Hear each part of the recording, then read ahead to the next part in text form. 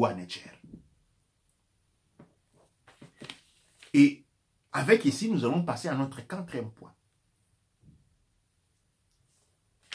Le quatrième point, nous allons parler sur l'histoire de la propagande. Tous ces points sont bien reliés. La propagande de l'esclavage. Aujourd'hui, il est difficile de nier parce qu'on nous fait voir tel endroit, on embarquait les esclaves, tel endroit, on évacuait les esclaves, tel endroit, marché des esclaves, telle photo, telle photo. Mais je vous défie, qui a déjà vu une photo de 10 000 esclaves devant toi? C'était des photos de 500, 100, 200, 300, 400 esclaves. Des Noirs réduits en esclavage. Et sur base des photos de 100, 400, 500 et des écrits, des récits rédigés par des gens qui nous savons être spécialistes dans les mensonges, nous devrions croire qu'il y a eu des esclavages de millions de Noirs. Non. Pourquoi ne fait pas tant les récits de combien des esclaves occidentaux étaient-ils, les Anglais avaient-ils mis? Pourquoi ne parle-t-on pas de ça? Parce que l'esclavage, rendu histoire, est un instrument de destruction des masses. C'est une arme de propagande qui dit une chose: vous ne valez rien. Nous vous avons mis dessus, nous avons souffert. C'est une arme conçue, une histoire conçue exactement comme celui de Harry Potter. Si la Bible est un mensonge, pourquoi la Bible est un instrument qui sert pour orchestrer l'esclavage? Dans les premiers récits, je parlais de la traversée des peuples Congo. Ces peuples qui va être, parce que les noms Congo avaient été donnés par la reine Nzinga. C'est Nzinga qui donne le nom à ces terres Congo qu'on appelait Tanetcher.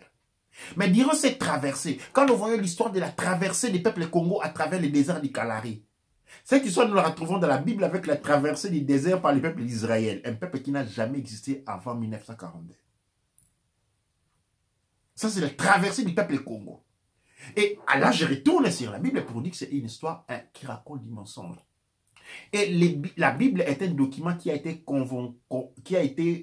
composé pour faire passer les plus grands mensonges de l'humanité, c'est l'esclavage des Noirs.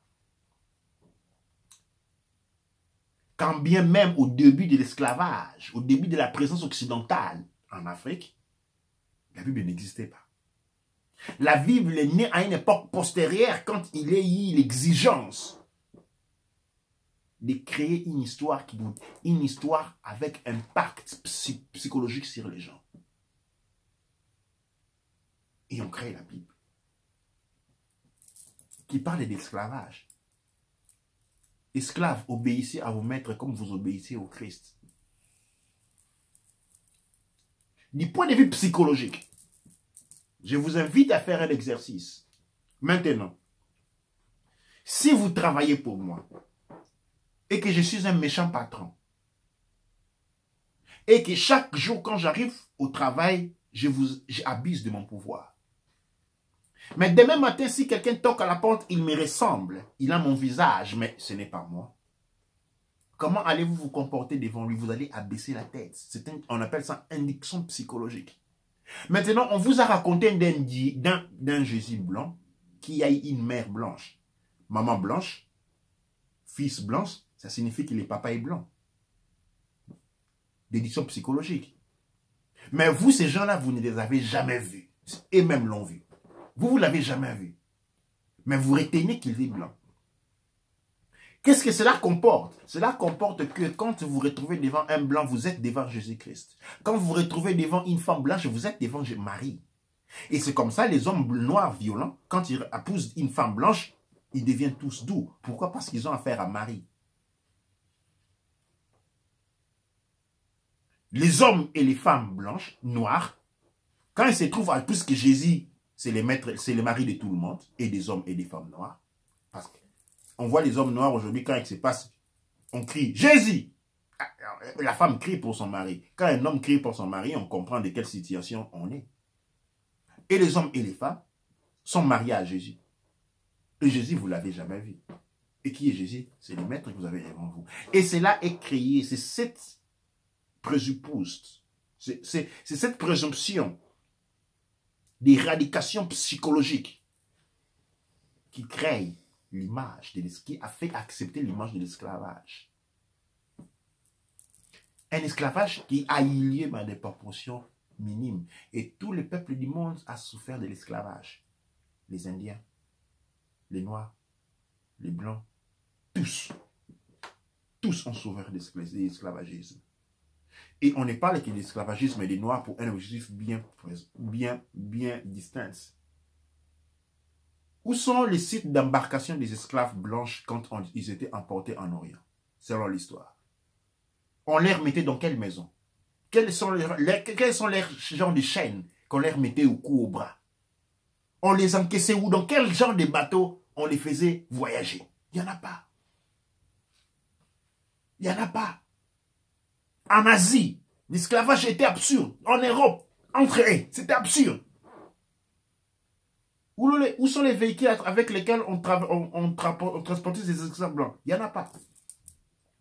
Mais tous, à l'unanime, sont là à étudier, à voir l'histoire de l'esclavage noir. Vous savez pourquoi? Parce que c'est faux. Et un mensonge, il faut toujours l'alimenter. Sinon, elle perd de puissance.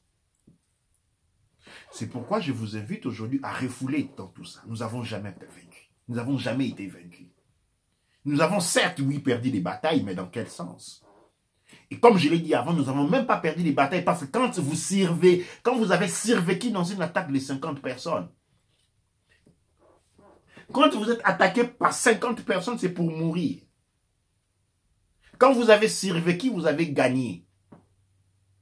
Et au nom de cette théorie que j'amorce, je déclare et je vous affirme que nous n'avons jamais perdu une bataille. Mais nous avons toujours été vainqueurs comme nos ancêtres l'ont été. Nos ancêtres ne sont pas tombés parce qu'ils ont perdu.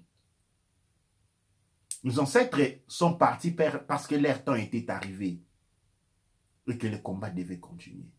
Aussi longtemps que Kama est occupé. Aussi longtemps que la terre de nos ancêtres, notre terre mère est occupée, le combat continue. Et ce combat se base sur plusieurs plans militaires, psychologiques, religieux, financiers, économiques, spirituels, littéraires, linguistiques, sur tous les plans. Je vous invite à prendre conscience de mes mots. Et ceci dit, je dis droite à vous tous et je vous remercie.